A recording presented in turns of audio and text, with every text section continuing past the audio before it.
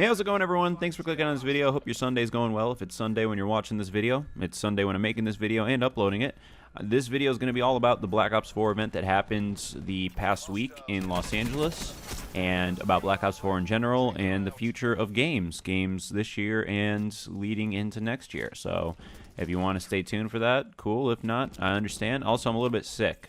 I had a sick person next to me on the plane, and I got sick. So that happens. That's a thing that can happen when you fly in planes or go out in public in general. Just try not to do that if you can. So let's talk about the event. First of all, actually no, I need to talk about the gameplay. First of all, this is the new game mode, Control, and I started this gameplay off near the end of round 2. It is a best of, well, it's not a best of, it's first 1 to 3 rounds wins. First team to get 3 rounds wins. And this game type, to me, is a lot like Overwatch in that the specialists are very important. There's a specialist that can throw down like some type of barricades. There's a couple that can throw down barricades, which are kind of important in this game mode and slow down the team as they're trying to take the point. You're essentially just trying to hold 2 points for a certain number of seconds, and maybe it's a minute, I don't know. And then once you have enough people on that point, it's like hard point, but once you are in that point for a long enough period of time, then you control that point. A and B, 2 points to control, and there is a limited number of lives per round. So your teammates, yourself, you can all only spawn a certain number of times within your team. So there's some strategy to that, and using the specialists together is very important for your team success. So we kind of got a crash course in that. We were quickly told that before we started playing. I played terribly, but I will spoil the end of the game. I made the most important play of the game. So you'll see that in this gameplay. If you want to click to that part, I'll link it in the description or in a pinned comment or something. If you're just watching this gameplay halfway through and you're like, this is really terrible. I was playing it pretty terribly. I'll be 100% honest, but I got the most important play of the game, so that's all that matters. Let's talk about the event right now. The event was the largest Call of Duty event I have ever been to. I have been to events for almost every Call of Duty game since right after Black Ops 2, I believe. I don't think my friends and I, my internet friends and I, had enough clout to get invited to Modern Warfare 3 or Black Ops 2 events, but every Call of Duty thereafter I think I've been to an event for. This one was by far the biggest. Almost 1,000 creators, streamers, and press people were invited to this. It was an airfield. It wasn't LAX, but it was another airfield around there, and the security was insane. Like, we had to go on these buses, and obviously if you're going to be at a private airfield, everyone's got to be checked out and, you know, make sure we're not bad people. And there was a lot of creators there from different countries. I was hearing many languages spoken around me, which is really cool. I just wanted to give a shout out once again to Activision's PR team. Obviously Activision paid for the flight and my hotel. I was supposed to mention that earlier in the video, but yeah. So Activision hooked all this up. Their PR team is amazing. And the event was, I thought it was about as good as it could have been for Treyarch. I think that's the best possible scenario. In the arena, the trailers were super loud and everyone was complaining about that. My eardrums were bleeding by the end. But other than that, the presentation in and of itself was amazing. Call of Duty has been out for a while now, and I think the bar for success gets lower with every year something's out. I kind of like, I like to analogize. Is that a word? I like to make analogies to sports in life. So if COD were an athlete, let's say they're LeBron James. LeBron James is still on top. I mean, COD still sells millions and millions of copies every year, but LeBron James is in the sunset of his career. His career will be ending probably within the next 5 years or so, 5-6 years if he's lucky. So he will probably never win another MVP because he's already had the best season of his career. And the season he had this year is a better season than most NBA players will ever hope to have in their lives, but he has already had his best year. And I know in the minds of a lot of Call of Duty fans, Call of Duty has already had its best year.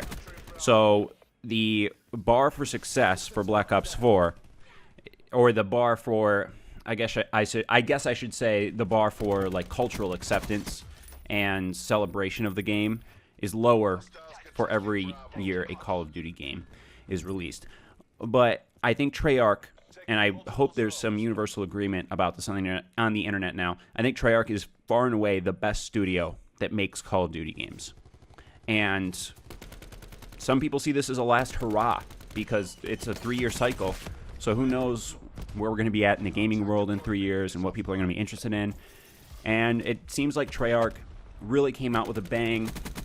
I didn't even notice that they weren't announcing campaign stuff. I don't think anyone did. A statistic came out today that less than 9% of people finished the Black Ops 3 campaign. So logically, why would you have a campaign in this game? They came right out with the multiplayer trailer, which had a lot of information in it. And then we went back to back to back on Zombies trailers and an announcement of the new Battle Royale mode, the Blackout mode. We got to play a little bit of Black Ops 4 afterwards. Obviously, since you're seeing this gameplay, I got 3 gameplays. And I said this in another video, and I believe on social media, but Black Ops 4 is Black Ops 3 without advanced movement. So if you liked Black Ops 3 but could do without the advanced movement, you'll like Black Ops 4. If you disliked Black Ops 3 for any reason other than advanced movement, you won't like Black Ops 4. I like that it is that simple to explain. And maybe some people will play it and feel differently, but I think this is the most coherent feeling I've had after a Call of Duty event. I remember after the Ghosts event, I was like, you know, something's a little off about that COD. I don't know what it is. There's certain things I don't like about that COD. And in retrospect, not a lot of kill streaks being totally diluted, and you know, the maps weren't super diverse. And I know some people love Ghosts, but I thought it was a kind of a step in the wrong direction. And I liked Black Ops 3 to a degree. I felt like I stopped playing it for reasons other than disliking the game, although, like I said, that bar gets lower every year. So if Black Ops 3 came out in 2011, I think I would have played it for longer. My water bottle just made a noise. Sorry, like I said, I'm sick again. I'm trying to talk in like as long as I can for periods of time, as long as I can. But the game that is going to come out this fall, I have a coherent feeling about how much I'm going to like it. The question always is, what is the playtime going to be? Am I going to be playing it into 2019? And I obviously cannot answer that because I don't know what the video game world is going to be like in the end of 2018, although I know that Battlefield is making an announcement, I believe this week, about their new game, which is sure to have a Battle Royale mode.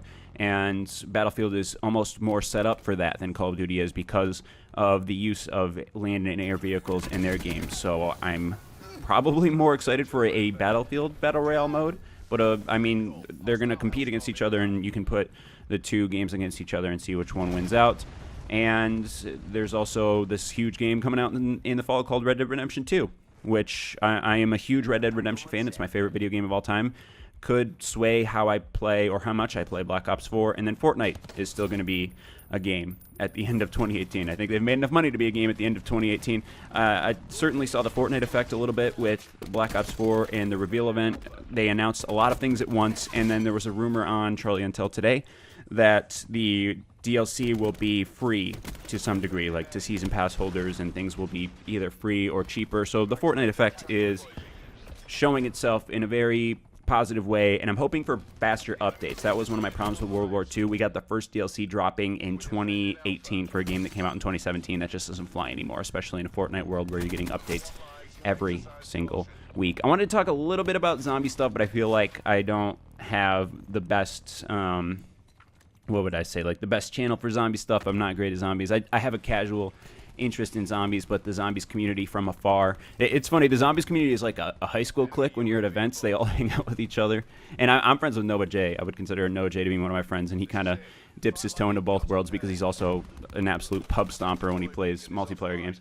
But all the zombies people hang out with like Jason Blundell, and they get the secrets from him, and there's been a bunch of secrets videos going up on YouTube today talking about zombie secrets that would be better for you to watch than for me to talk about. But it seemed like the zombies community is happy, and that's a really important part of these games because I feel like a lot of Treyarch games just sell on the zombies mode. And I'm looking forward to the game coming out. I'm looking forward to Blackout. I'd love to hear you guys' thoughts in the comment section below, how you think the reveal event went, and if you're anticipating Black Ops 4, if you're going to buy Black Ops 4, if you're over Call of Duty. I noticed I made a video talking about Black Ops 4 before the game launched, and it got terrible views for things that are normally on my channel now. It's hard to tell just with YouTube in 2018 and my own channel what is going to go well and what isn't going to go well, and if that means that future videos about the same topic won't go well. But I guess I'll see if people don't like this video either, and then I'll kind of judge my content from there. But either way, I'd appreciate your comments. Thank you guys so much for watching, and until next time, bye-bye.